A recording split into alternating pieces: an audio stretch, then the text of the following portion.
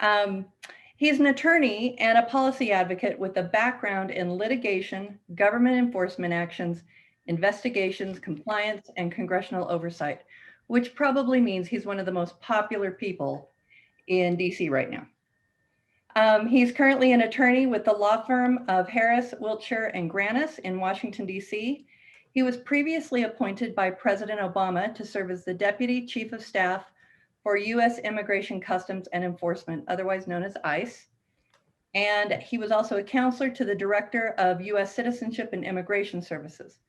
John has also served as senior counsel to then chairman of the Judiciary Committee in the Senate, to Senator Patrick Leahy. So welcome, welcome. I'm going to turn it over to John. Before I get started, I have to say that nothing I say tonight should be construed as legal advice in any way, shape, or form. And nothing that I say should be attributed to my law firm, Harris, Wiltshire, and Granis. These are entirely my comments based on my own experience as a private citizen, as a federal public servant, and as an attorney in private practice today. And the PowerPoint presentation should be up. There we go.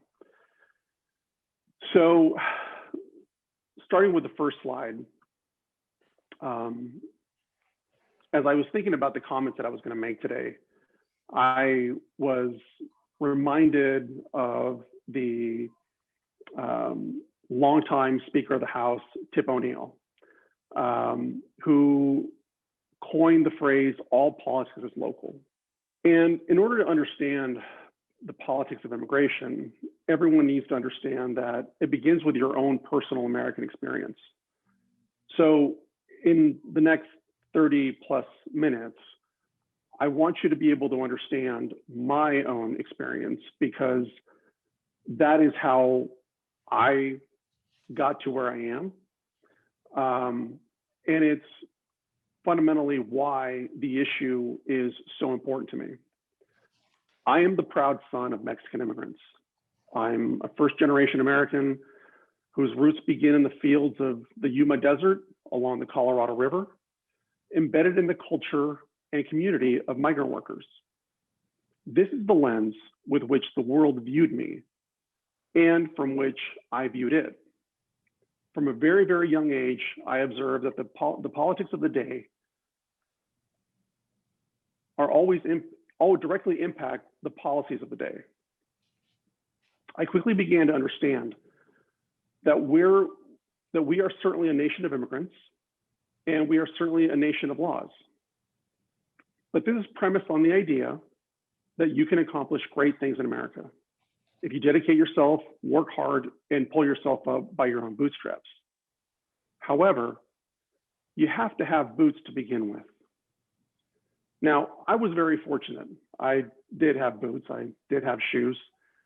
And growing up, a kid in Southern California in the 80s was pretty idyllic. I spent a lot of time as a child spending my summers in the Yuma sector, as it is now known, understanding the plight of migrant workers because my family come from a deeply rooted migrant working family. But the 80s in California were pretty amazing for another reason. It was the era of the Lakers, it was the era of the Dodgers, and it was the era of Ronald Reagan. And I quickly learned that you never bet against the Lakers, the Dodgers, or Ronald Reagan.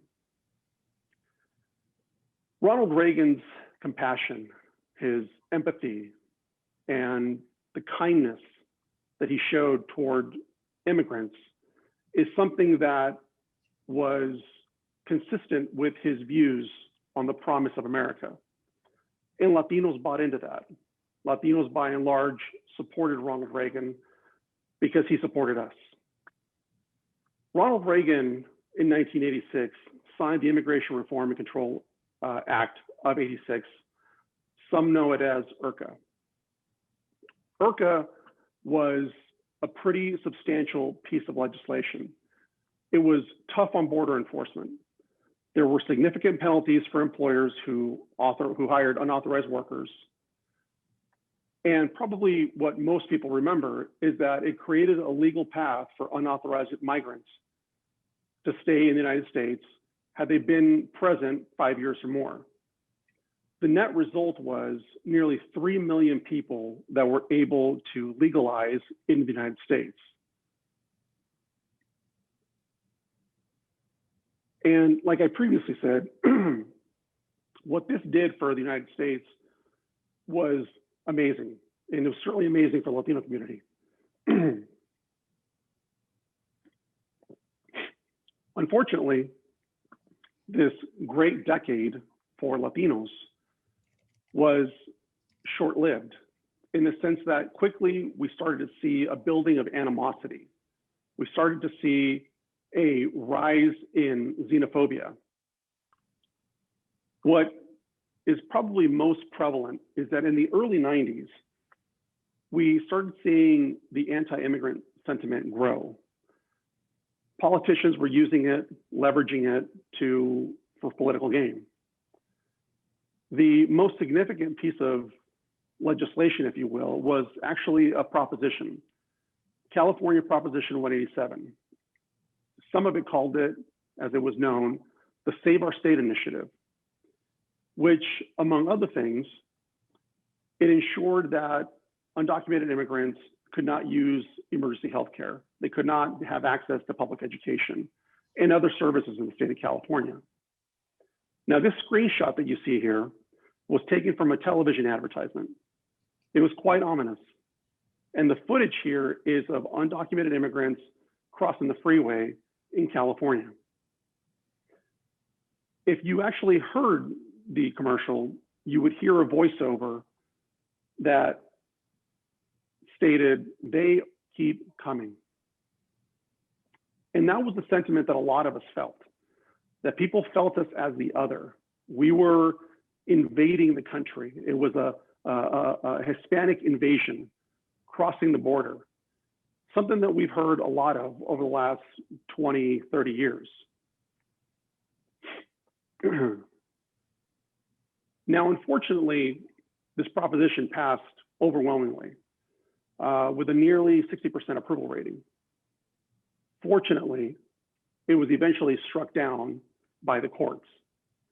But what Proposition 187 probably did most of all is it mobilized, it inspired generations of Latinos to fight back through education and not tolerate this bigoted xenophobia that was promoting these types of propositions and legislation that was strictly targeting a community that has always been proven to be hardworking and being identified and scapegoated for all the ills and wills of society. One of those prominent individuals who was influenced by Prop 187, as he has spoken about it himself, is US Senator Alex Padilla. Like so many individuals, seeing the bigoted, xenophobic talking points and hearing them and feeling them drove him into public service. What was beautiful about this is that it did the same thing for so many millions others. And it's what drove people to become police officers, lawyers, politicians, doctors, school teachers. For me, this was all part of my motivation to become a lawyer and to represent and speak for the voiceless. Unfortunately, the anti-immigrant sentiment didn't end there. And on the heels of a war on drugs and a war on crime, President Clinton signed the 96 Immigration Act. IRERA, as some people call it, was intended to push back on crime and illegal crossings. What it actually did was it ended up punishing families. It made it harder for people to do things the right way, to do things the legal way. So for example, individuals who wanted to petition for their spouse, seek a green card for their wife, A US citizen had to prove that they made enough annually to support their family. The larger your family, the more you had to earn. In effect, this ended up punishing larger and poorer families. Another thing that the 96 Act did was it created 287G. It is a provision within the Immigration and Nationality Act that allows federal law enforcement to deputize state and local law enforcement to execute the immigration laws. The other thing that it did, which was pretty significant, was it established a 1-year filing deadline for asylum seekers. Many individuals don't know the laws in the United States, whether you're a citizen or not. Immigration law is incredibly difficult. So for someone who's coming into the United States, who suffered severe trauma, and then to try to be aware that they have 365 days to file an asylum claim is increasingly burdensome.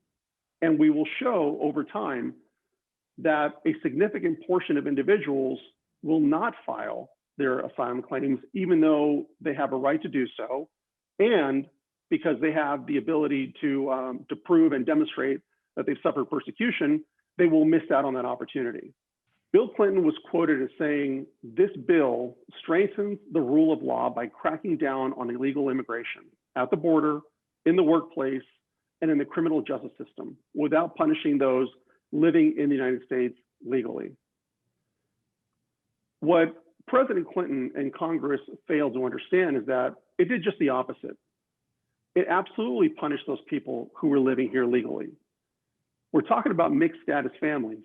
And when you punish someone who's undocumented and you are directly impacting someone who's a child of that individual or a spouse of that individual, it is quite contrary to what President Clinton was alleging to promote. Now, for years, this would be the last we would hear about immigration reform. And the year after the 96 Act was passed, 114,000 people were removed from the United States. A few years later, as many of us, including myself, watched from the House gallery, witnessing President Vicente Fox of Mexico address a joint session of Congress, we were hopeful. There was this promise of cooperation between President George W. Bush and Vicente Fox. And what I recall from that day, at the end of President Fox's speech, was the entire gallery chanting, "Sí se puede, que viva México, que vivan los Estados Unidos, sí se puede." Unfortunately, that was September 6th, 2001, just 5 days before one of the worst days in American history. As we all know, following September 11th, there was an assessment done of our capacities and our vulnerabilities as a country, which led to the creation of the Department of Homeland Security. Included in that was ICE. What we had seen right in front of our own very eyes is a transformation of looking at things strictly from an immigration and humanitarian lens to now a national security and law enforcement lens. It wouldn't be until 2006, 5 years after 9/11, and 3 years after the creation of ICE, that we would see champions in a bipartisan effort seek to try to address this problem. In 2006, led by the likes of John McCain, Senator Kennedy, and Arlen Specter of Pennsylvania, the Senate was able to pass S-2611, the Comprehensive Immigration Reform Act of 2006. It was a time to celebrate. People were overjoyed by this great accomplishment. And it was so desperately needed, and all Americans agreed, such that we were able to get 23 Republicans to support this.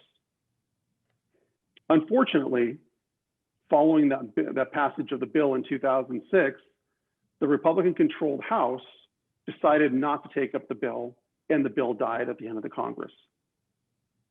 Yet again, we would find ourselves in 2013, 7 years later, we would find a group of champions, otherwise known as the Gang of Eight, promoting a new effort to pass immigration reform.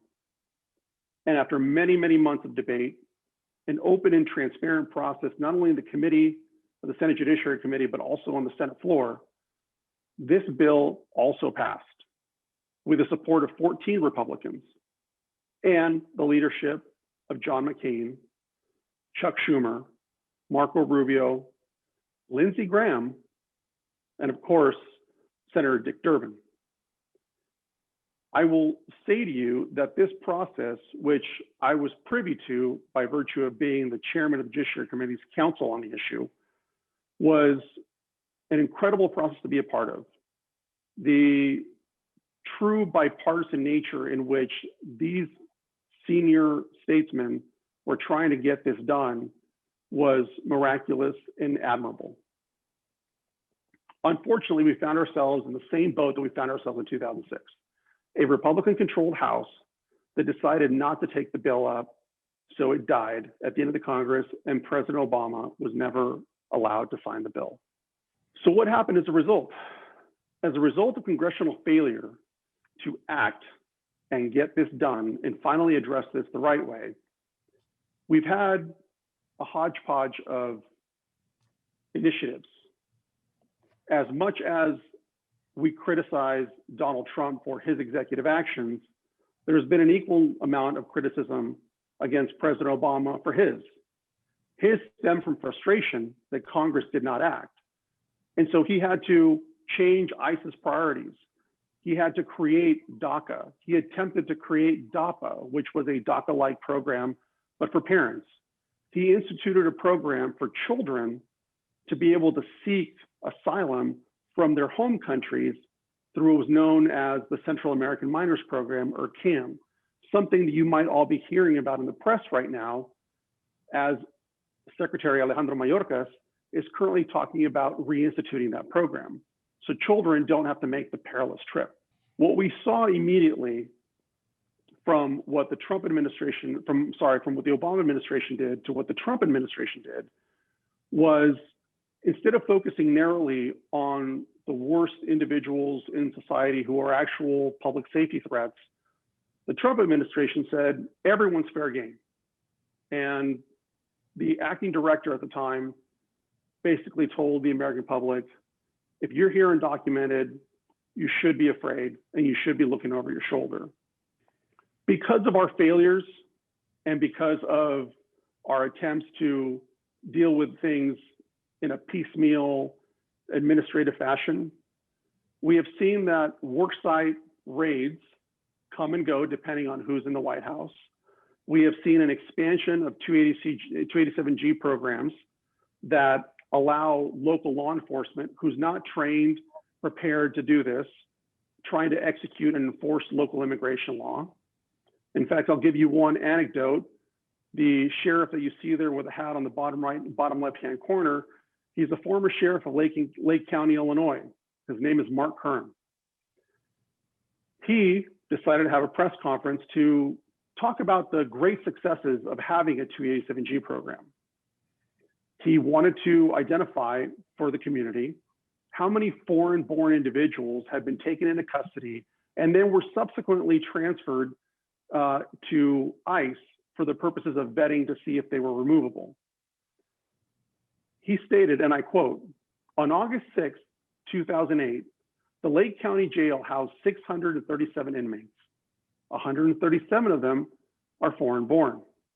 The countries of origin of those inmates are as follows: 105 from Mexico, 5 from Poland, 4 from Puerto Rico. At that point, I turned off the press conference. I was utterly disgusted by the fact that we had a law enforcement officer who was actually trying to actively deport US citizens. This is representative of the fact that we have individuals who don't know what a US citizen looks like when it's plainly in their face, and they still try to deport them. And then of course you have Joe Arpaio. Joe Arpaio, who's infamous nationwide after the Department of Justice concluded that in fact, the Maricopa County Sheriff had engaged in a pattern and practice of constitutional violations profiling Latinos. And he was very proud of it. The other thing that we've seen as a result of our failure to deal with this problem comprehensively, we've seen a growth in family detention. And these images of mothers and children walking through a facility in Dilley, Texas, is representative of the fact that, yes, we are able to detain and house families. But I will tell you, after being the lead federal officer in conducting a year-long review of family detention while I was at ICE, the overarching conclusion is that under no circumstance should children be detained. The trauma, whether they're by themselves or with their parents, is extensive. Now, of course, it's going to be exponentially greater when they're separated, but it's still extensive. The other thing that we've seen is immigration becomes a back and forth like in a tennis match. Whoever controls the ball gets to dictate where the next shot's going to go.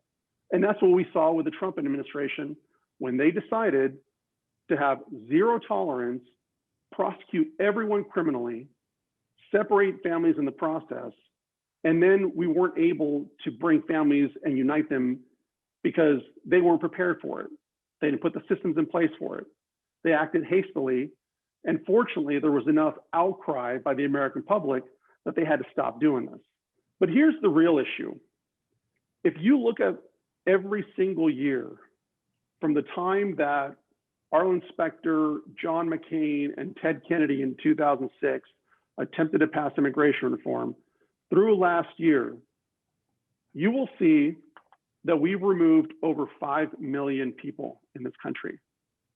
These are 5 million people that, according to ICE, have final orders of removal, have been picked up, have been put on these planes that you see here, and then are flown home. Now, if you include every presidential administration since Ronald Reagan, the last time we had true immigration reform, then that number is closer to 6.5 million people who have been deported. That's 6.5 million homes, families that have been torn apart. Now, we talk about family separation when we talk about in the context of children at the border being separated, being housed in a different facility while their parents are being pranced out in yellow, orange jumpsuits to be prosecuted criminally for the simple offense of coming across the border, presenting themselves, trying to seek asylum. But we have to understand that all the people who have gone through judicial proceedings and have had a final order removal, that trauma of separating a mother or a father from their US citizen born child is equally traumatic. So where are we today? Well, we have two amazing individuals leading the charge right now. Joe Biden, I think just by virtue of ensuring that FEMA is now involved on the border, dealing with the border crisis that we're seeing with unaccompanied minors coming in record numbers, tells you that he's leading with empathy. He's leading with humanity. And he has a secretary in place who he himself is a refugee from Cuba, who understands this issue all too well. These are individuals who are going to lead and we can be proud of. So my expectation with this administration over the next 4 years is, first and foremost, as they're trying desperately to do, they're trying to unravel the chaos that was created by the last administration. I will tell you that it wasn't just a matter of promulgating new regulations and instituting new executive orders. It was a full-fledged attempt to dismantle the entire system. Dismantle the system in the way that we take in asylum seekers, dismantle the refugee system, dismantle the funding streams that go to USCIS that provides the various benefits to asylum seekers, green card holders, corporate businesses that are trying to bring in their American workers into the United States, and so on and so on and so on. And so I expect that with them leading with a humanity first approach, we're going to see more of what we've already seen. We've seen that ICE is reinstituting priorities. We see that family reunification is a priority, and a task force is being created to ensure that the children who have not been united with their families eventually can be. We're seeing, as I stated previously, that unaccompanied minors are going to be dealt with not just by Border Patrol, but by FEMA. Truly understanding that FEMA, who is very well versed in natural disasters and causes that shake our country at a core, who they are well situated and probably better situated than Border Patrol, no question, to deal with this. Again, the president is leading with a lens of humanity instead of a lens of law enforcement. And then finally, what I will say is refugees and asylum seekers can take a deep breath. We're going to see the numbers go back up to what we were trying to do under the Obama administration. And we expect the refugee numbers on a yearly basis to go back up to about 125,000 from the 15,000 that the Trump administration left us at.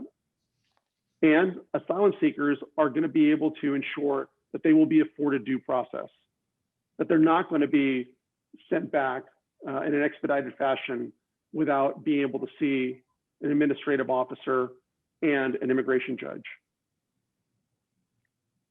So a lot of people have asked me, why are you so optimistic? Well, because the time is right. We've never seen this combination before. Good things happen when the Lakers win and when the Dodgers win. But on a political matter, in a political matter or sense, what we haven't seen is a Democratic-controlled Congress with a Democratic-controlled White House.